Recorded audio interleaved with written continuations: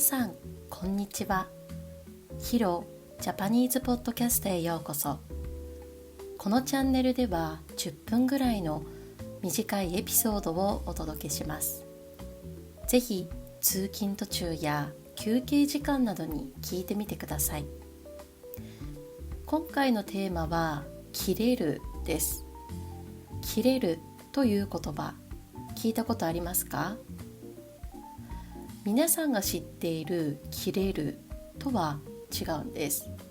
もともと切るっていう動詞あると思うんですけど、これは他動詞で誰かが切る動作を表すときに使います。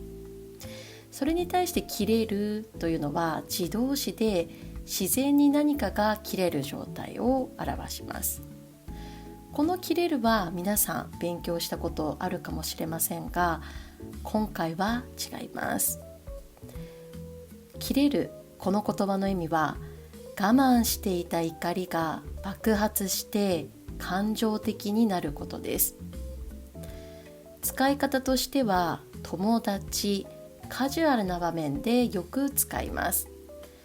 ですのでビジネスでは基本的には使いません。怒る時によく腹が立つという言葉を使うと思うんですけれども、それよりも衝動的、瞬間的ですし、怒りの度合いが強いです。例文を2つ紹介します。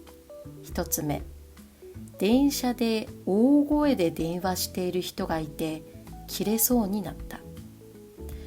日本では基本的に電車の中で電話をしてはいけません。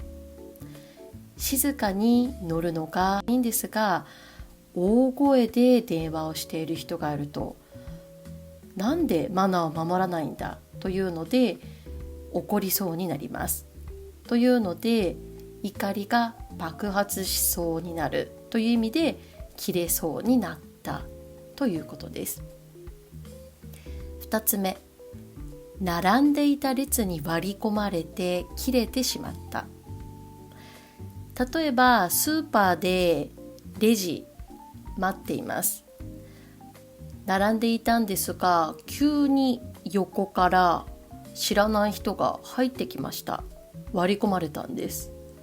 そしたらどうですか？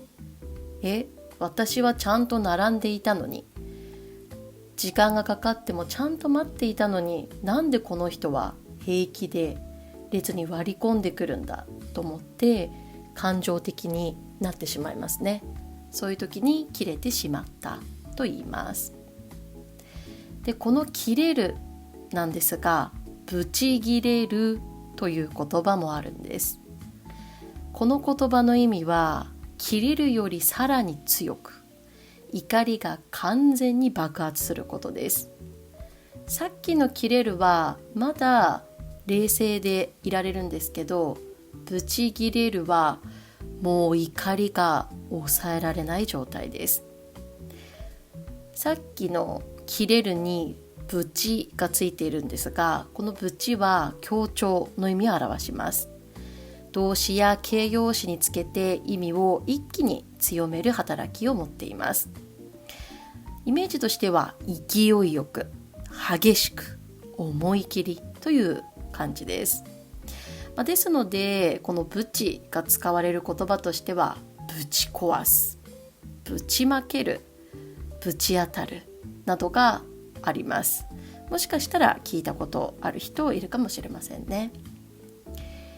で、このブチギレるの使い方としては、もうとっても怒っている時ですね。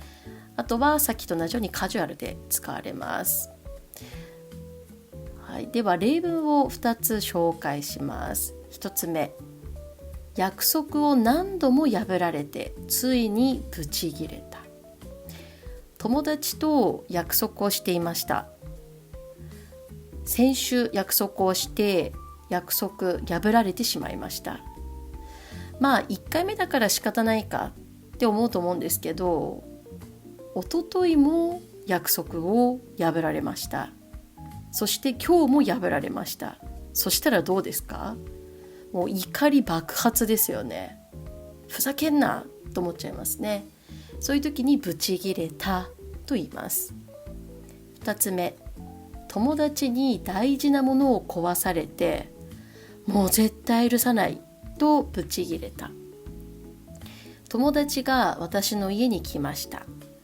私が大事にしているものを触って壊してしまったんです。私はとても大事にしていたものだったので、つい怒りが爆発して、もう絶対許さない、なんでこんなことするのというふうにもう感情的になってしまったというのでブチギレたです。ということで、キレる、ブチギレる紹介しましたが、あともう一つ紹介します。逆ギレするです。はい、この言葉の意味は、本来怒られる立場なのに相手に責められたことに対して自分が怒ることです。本当だったら言われたこと、注意されたことを素直に受け止めるべきなのに、逆に怒るという意味です。これもカジュアルに使われる言葉です。例えば、宿題を忘れたことを先生に注意されて、なんで私ばっかり怒られるのと逆ギレした。宿題を忘れたことは私が間違っていますよね。宿題は本当はやらなくてはいけません。だから私が間違っています。なんですが、先生に注意されて、すいませんでした、ちゃんと宿題やりますって謝るんじゃなくて、なんで私ばっかり、他の人だって宿題やってなかったじゃんっていうので、素直に過ちを認めていません。逆に怒っています。そういう時に逆ギレすると言います。はい、ということで、キレる、ブチギレる、逆ギレする、これは教科書にはあんまり出てこないと思うんですが、日本人が日常でよく使う言葉になります。アニメとかドラマで聞いたことある人多いかもしれませんね。はい、ということで、今回のテーマはキレるです。私は最近キレるを通り越してブチギレたことがあったんです。私はもともと怒りやすい性格ではないんですが、本当に嫌なことがあったのでブチギレてしまったんです。私は最近ジムに通うようになりました。運動したいなと思ってジムを契約しました。そのジムはパーソナルトレーニングが1回無料でした。ですので、来週の土曜日の午前10時にしましょうということで、その日に準備してジムに向かったんです。そしたら途中で、ちょっと遅れるかもしれないという連絡が来ました。ちょっとなら仕方ないと思って、その時間にジムに着いたんですが、10分ぐらい待っても現れなくて、あれおかしいなと思ったら、急いで到着する、そのパーソナルトレーニングの先生がいらっしゃったんです。で、そしたら、今日はできませんって言ってきたんです。なんでだろうと思ったら、そのジムのパソコンが壊れていて、それを直せるのは僕しかいないのでって言われたんです。ちょっと納得いかなかったんですが、大事な情報を扱っているパソコンが故障してしまったって聞いたので、仕方ないと思って、その時は、ちょっとイラッとはしてたんですけど、仕方ない、1回目だしと思ってもう諦めました。わかりました。で、そしたらその先生が、明日はどうですかって言われたので、じゃあ明日お願いしますというので、明日のじゃあ午後2時にしましょうということになって、そうすることにしたんです。そして次の日、本当は休日でどこか遊びに行こうかなと思っていたんですが、早くパーソナルトレーニングを受けたかったし、機械の使い方も早めに知りたかったので、休日だけどしょうがないって午後2時から1時間ぐらいだしいいかと思って、その日向かったんです、ジムに。そしたらいなかったんですよね。おかしいなと思って受付の人に、今日パーソナルトレーニングありますよねって確認したら、あれ連絡来てないですか、今日先生キャンセルになりましたって受付の人が言ったんです。私ははって思ったんですね。ちょっと我慢しようと思ったんですけれども、我慢できませんでした。だって昨日もわざわざ行ったのに遅刻した挙句ご処理できませんって言われて、そこはなんとか我慢したのに、今日は連絡もなしに、ドタキャンですよね。連絡もなしにキャンセルになって、そして一発目にすいませんでしたって謝ってくれるならいいにしても、そのすみませんでしたもなくて、本当に気分が悪くなって怒り爆発でした。ブチギレました。で、受付の人に、私もすごい感情的になっちゃって、いや昨日もそうだし今日もそうだし、あんまりじゃないですかって言ったら、怒っている姿を見せたら、すいませんでしたってはなったんですけど、すごく気分が悪かったし、明らかにそのジムの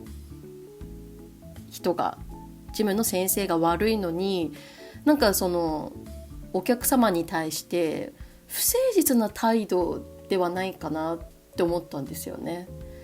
お金を出してジムに通っていて、私も気分よく過ごしたいですけど、それに1回のミスは人だし仕方ないなと思うんですけど、2回目はあってはいけないって思うんですよね。責任感のなさというか、誠実にお客様に向き合っていない姿勢が、私はもうどうも引っかかってブチギレました。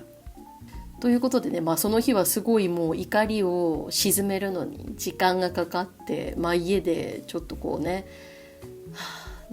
リラックスできるようにしてたんですけど、本当に久しぶりにブチギレましたね。皆さんも最近切れたこと、ブチギレたことってありますか？ぜひ考えてみてください。では今日出てきた単語を復習します。切れる、切れる、ブチギレる、ブチギレる、逆ギレする、逆ギレする、爆発する、爆発する、腹が立つ、腹が立つ、不誠実、不誠実。今日の動画はここまでです。また次の動画でお会いしましょう。チャンネル登録、いいねもよろしくお願いします。では、バイバーイ。